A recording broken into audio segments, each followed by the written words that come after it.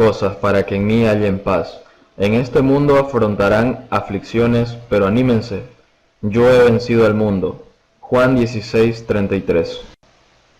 Según Nicolás Maduro, PDVSA será un ganador. Quevedo se reunió con el ministro ruso para discutir la próxima reunión de la OPEP.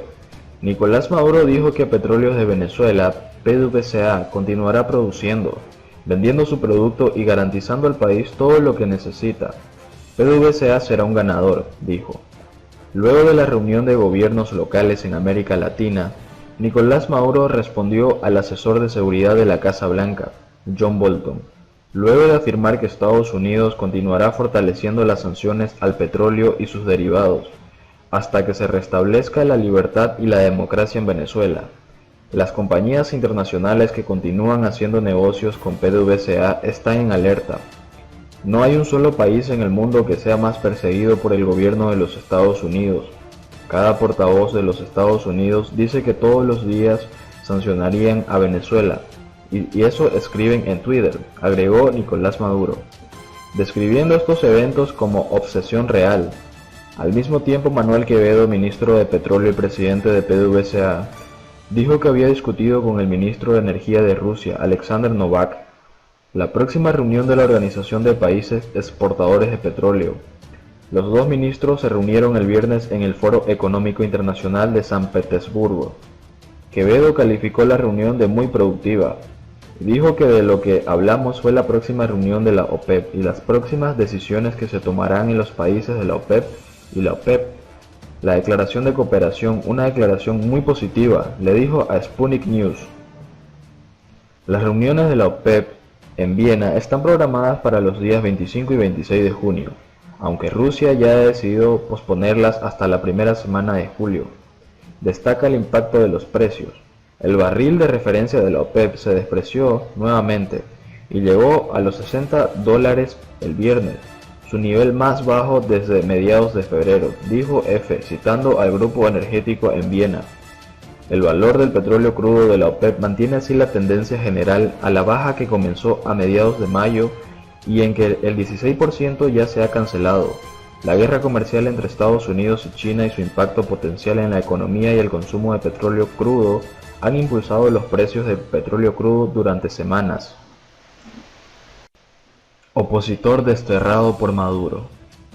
El activista venezolano Vilca Fernández fue arrestado en Helicoide junto con otros presos políticos en mayo de 2018. Participó en un motín y el gobierno de Nicolás Maduro dio un paso aún más radical: prohibirlo en Perú. La cita es a las 3 de la tarde del miércoles. El lugar es el patio al aire libre de la iglesia de San Francisco, en el centro de Lima. Pero Vilca Fernández no aparece hasta varios minutos después. Sale por una pequeña puerta, se despide de un viejo conserje y camina tranquilamente. Allí explica la razón de la demora. Abajo, cerca de las catacumbas, su abuela está enterrada y fue a visitar la tumba. La historia de cómo el nieto de una mujer cuyos restos permanecieron en uno de los epicentros culturales de Lima se convirtió en un prisionero político en Venezuela y luego se exilió a Perú. Comienza aquí en San Francisco, donde Vilca ahora evita a un grupo de niños que alimentan a docenas de palomas. Margarita, una mujer muy piadosa de San Judas Tadeo, dirigió durante muchos años un intenso trabajo social con los religiosos de San Francisco, especialmente porque vivía en el Chirón Ancash, la calle estrecha que conecta el cementerio con desamparados.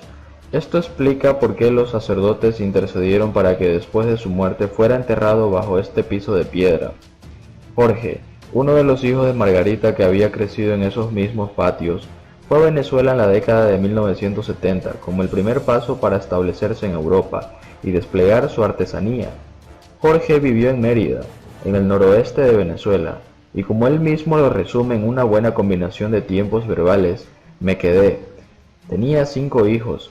El tercero, Vilca, proviene de Vilcabamba, el pueblo de Cusco, que fue el último refugio de los incas antes del asalto de los conquistadores españoles. Jorge nunca imaginó que Perú sería un refugio para su hijo, uno de los opositores más feroces del régimen de Nicolás Maduro, exiliado de su propio país hace exactamente un año. Una vida que gira. A principios de 2016, Vilca estaba a punto de ser capturado. Unos días después, Diosdado Cabello, el segundo hombre fuerte del régimen de Maduro, dijo a la televisión nacional que si la policía de Mérida no podía detenerlo, lo haría él mismo. Vilca respondió con un tuit: "Tienes muchas cuentas esperando con justicia, no te tengo miedo". Fue el 31 de enero, unas horas más tarde, fue arrestado. Estaba ubicado en Helicoide, un espacio diseñado para ser un centro comercial de lujo en Caracas, y ahora funciona, una metáfora cruel, como un centro penitenciario para presos de derecho común y presos políticos. Aquí, Vilca fue hostigado, golpeado, torturado y aislado. En mayo de 2018 participó en un motín y el gobierno dio un paso aún más radical: desterrarlo. ¿Dónde? En Perú. Jorge, su padre, recuerda esa época de emociones mezcladas, incluso aplastadas. Vino al Perú, pero no para visitar, sino para organizar la nueva vida de su hijo deportado.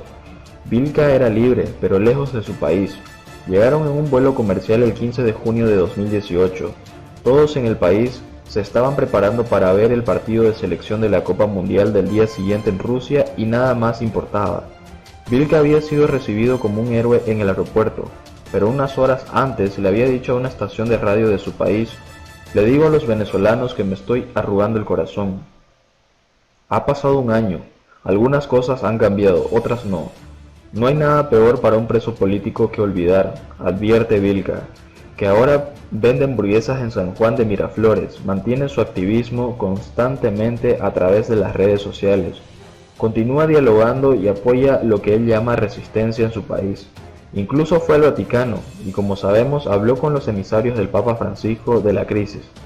"Voy a donde puedo ir", dice, "pero a donde quieres ir en el momento adecuado es Venezuela, que no será un refugio sino su destino final". Drama familiar: el hombre que luchó por ver a su hijo libre.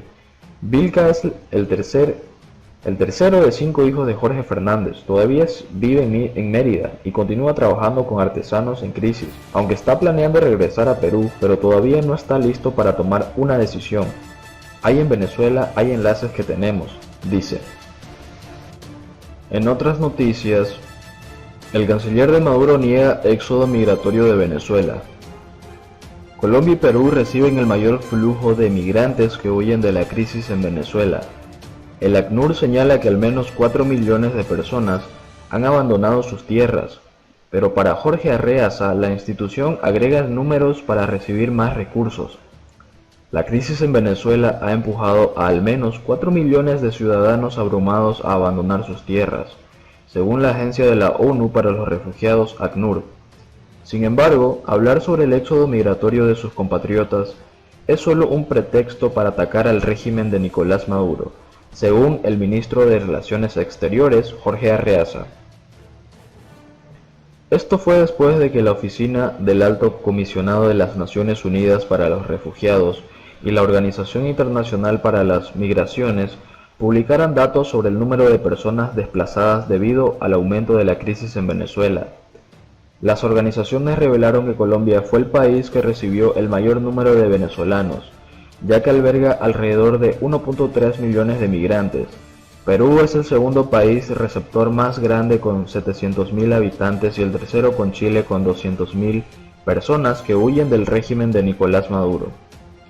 Después de la derrota del golpe de Estado en la estrategia contra Venezuela, se apoderan de la matriz de migración que ha desaparecido de los medios de comunicación desde enero. La derrota y la desesperación los llevan a reciclar sus problemas, adaptando la agresión obsesiva contra el país, dijo Jorge Arreaza a través de su cuenta de Twitter. Niega las altas tasas de migración en un momento en que el gobierno de Perú anuncia que, a partir del 15 de junio, los venezolanos que deseen ingresar a su territorio deben presentar un pasaporte y una visa humanitaria en un momento, en el cual es imposible presentar dichos documentos en Venezuela debido a sus altos costos en el mercado, alrededor de $2.000, cuando los salarios varían entre 7 y 20 dólares por mes. Según el líder de Chávez, ACNUR ha retomado su papel como un instrumento de la migración venezolana, acusando a la agencia de la ONU de mentir e hincharse para exigir y recibir más recursos de destinos inciertos. El jefe de la diplomacia de Chávez también criticó las preocupaciones del expreso de ACNUR sobre los venezolanos del departamento colombiano de La Guajira, territorio devastado por la pobreza extrema y abandonado por el Estado colombiano, donde miles de niños murieron por desnutrición.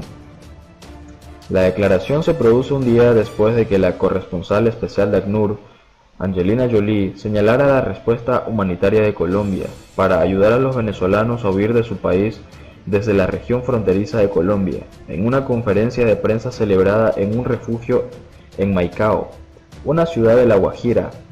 Angelina Jolie llamó el sábado a la comunidad internacional para hacer frente a este problema, que está empeorando cada día.